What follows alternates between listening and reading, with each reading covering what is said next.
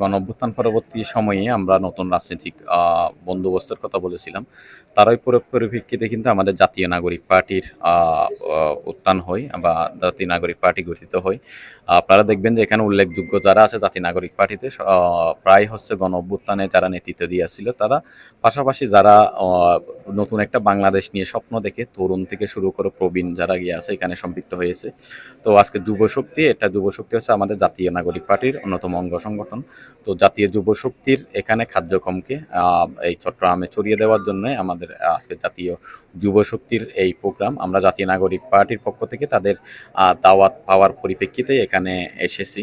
তো আমরা মনে করি যে জাতীয় যুবশক্তির মাধ্যমে এখানে চট্টগ্রামে বিগত সময়ে আমরা বিভিন্ন সময় দেখি যে বিভিন্ন এই যুবর কেন্দ্রিক যে ইয়াগুলো আছে, ইউনিটগুলো আছে বিভিন্ন দলের, এটা খুব বেশি এখানে যুবকদের যে আশা আকাঙ্ক্ষা প্রত্যাশার জায়গাটা পূরণ করতে ব্যর্থ।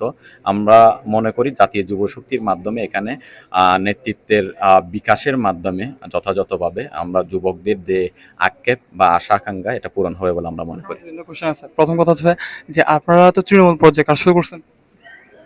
আমরা তৃণমূল পর্যায়ে আমাদের ইতিমধ্যেই কিন্তু যে নতুন রাজনৈতিক বন্দোবস্তের কথা বলতেছে, নতুন সবাই কিন্তু কাজ যার যার মতো কাজ চালাই যাচ্ছে। তবে জাতীয় যুবশক্তির তৃণমূলের যেটা একেবারে মূল কাজ, আজকের এই প্রোগ্রামের পর থেকেই এখানে সেন্ট্রালের নেতৃবৃন্দরাও আসবে। তাদের দিক নির্দেশনা মোতাবেক এখানে সংগঠকরা যারা আছে তারা এখানে চট্টগ্রামের আনাচে কানাচে ছড়িয়ে দিতে কাজ করবে। যারা জাতীয় যুবশক্তিতে কাজ করতে আগ্রহী তারা চট্টগ্রামের সংগঠকের সাথে যোগাযোগ করার জন্য অনুরোধ করতেছি। জাতীয় নাগরিক পার্টি টোটাল মানে মোট কয়টা অঙ্গ সংগঠন কাজ করছে বর্তমানে? আমাদের জাতীয় নাগরিক পার্টির আপনারা দেখবেন যে আমাদের গণতান্ত্রিক ছাত্র সংসদ যেটা আছে তারা কিন্তু স্বতন্ত্র স্বাধীনভাবে কিন্তু কাজ করতেছে। যদি আমরা বলি যে জাতীয় নাগরিক পার্টির অঙ্গ সংগঠনের কথা বলি তাহলে আমাদের কিন্তু এখন মূল দুইটা ইউনিটই কাজ করতেছে। এটা হচ্ছে যুবশক্তি আর শ্রমিকদের যে সংগঠন। পাশাপাশি আমাদের বিভিন্ন ধরনের এখানে বিষয় নিয়ে দেশের অনেকগুলো সেল গঠিত হয়েছে, পরিবেশ নিয়ে শুরু করে আইন নিয়ে শুরু করে সবগুলো। তো সবাই কিন্তু যার যার সেক্টরে ওভাবে কাজ করে আমরা দেশের জন্য ভালো কিছু করতে চাই আর কি। আচ্ছা, আসন্ন নির্বাচন নিয়ে কি আপনাদের পরিকল্পনা কিছু, বা এই যে ফেব্রুয়ারি নির্বাচনের তারিখটা আপনারা সমর্থন করতেছেন বা?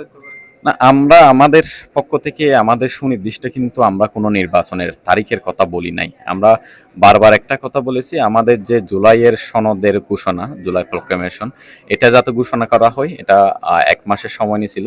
ইতিমধ্যে 1 মাস সময়টা হয়ে গেছে। তো সরকারও আমাদের আশ্বস্ত করছে এই জুলাই ঘোষণাটা সনদটা এরা প্রকাশ করবে। পাশাপাশি আমরা মনে করি যে জুলাইয়ের আমাদের প্রায় 2,000 শহীদের কথা বলি, 30,000-এর অধিক আহতের কথা বলি, অনেকেই কিন্তু আজীবনের জন্য বিকলাঙ্গ হয়ে গেছে বিভিন্ন অঙ্গ প্রত্যঙ্গ। তো এই জায়গা থেকে আমরা চাই যে একটা যে আমরা সংস্কারের কথা বলি, বিচারের কথা বলি, এই সংস্কার বিচার যদি যথাযথ প্রক্রিয়া সম্পন্ন হয়, এর পরবর্তী সরকার তাদের যে কোনো সুবিধাজনক সময়ে নির্বাচন ঘোষণা করতে পারে, নির্বাচনের তারিখ ঘোষণা। এক্ষেত্রে আমাদের আপত্তি নেই, কিন্তু আমাদের মূল জায়গাটা হচ্ছে বিচার আর সংস্কারের কার্যক্রম যাতে যথাযথ প্রক্রিয়া শেষ হয়।